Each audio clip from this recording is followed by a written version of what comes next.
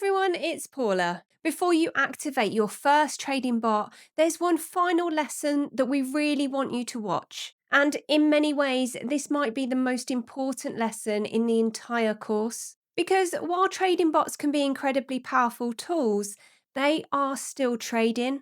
And whenever trading is involved, risk is involved. So before you start activating strategies and risking real money, let's spend a few minutes talking about how to protect yourself. Okay, the first rule: never invest money you can't afford to lose. I know you've probably heard that phrase before, but it's repeated so often because it's true. Whether you're using a trading bot, trading manually, investing in crypto, shares, or anything else, you should never put yourself under financial pressure. Trading should never impact your ability to pay your bills, support your family, or meet your day to day responsibilities. The best decisions are made when you're calm and thinking clearly, not when you're worried about money. Start small. One of the biggest mistakes beginners make is going too big too quickly. They see a back test, they see some impressive numbers, they get excited, and then they deploy far more money than they should. Our advice is simple: start small. For many beginners, something in the region of $75 to $125 per trade can be a sensible starting point, assuming that's an amount you're comfortable risking and can afford to lose.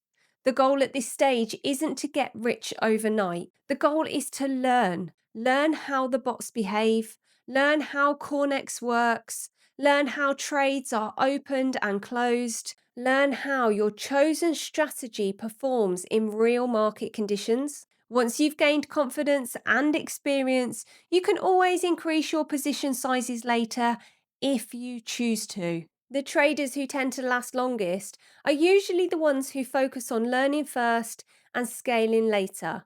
Right, understanding losing trades. This is something that catches people out by surprise. A good trading bot will still have losing trades. In fact, every legitimate trading strategy has losing trades. There's no such thing as a strategy that wins all the time. Losses are simply part of trading. What matters isn't whether a strategy loses occasionally. What matters is how it performs over a larger number of trades. Try not to judge a strategy based on a single trade or even a handful of trades. Always focus on the bigger picture.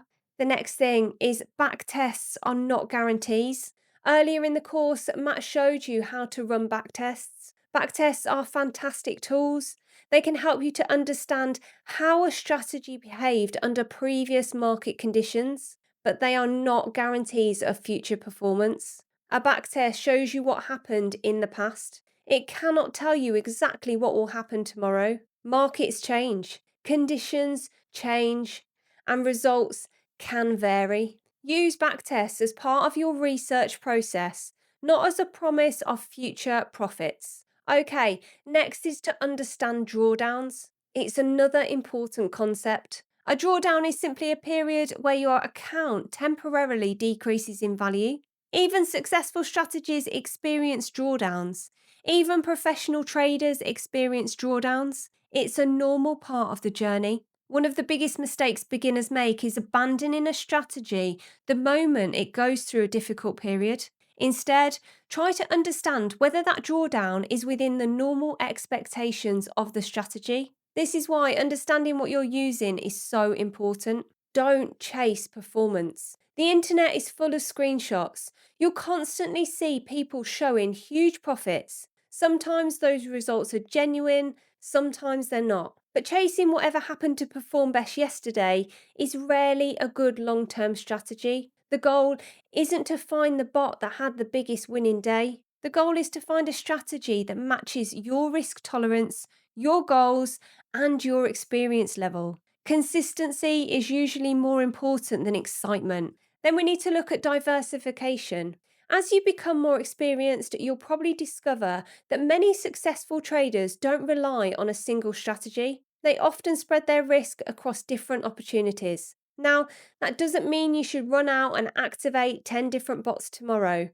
Quite the opposite. Start simple, learn one strategy, understand it, then over time you can explore other opportunities if they suit your goals. One thing Matt and I have learned over the years is that patience usually beats emotion. We don't get carried away after winning one trade, and we don't panic after losing one trade. We focus on understanding the strategy, we focus on managing risk, and we focus on making decisions based on logic rather than emotion. And that's the mindset we encourage you to develop as well. So, if you only remember three things from this lesson, make them these. Number one, never invest money you cannot afford to lose. Number two, start small and learn before increasing your position sizes. And number three, understand the risks before you commit larger amounts of capital.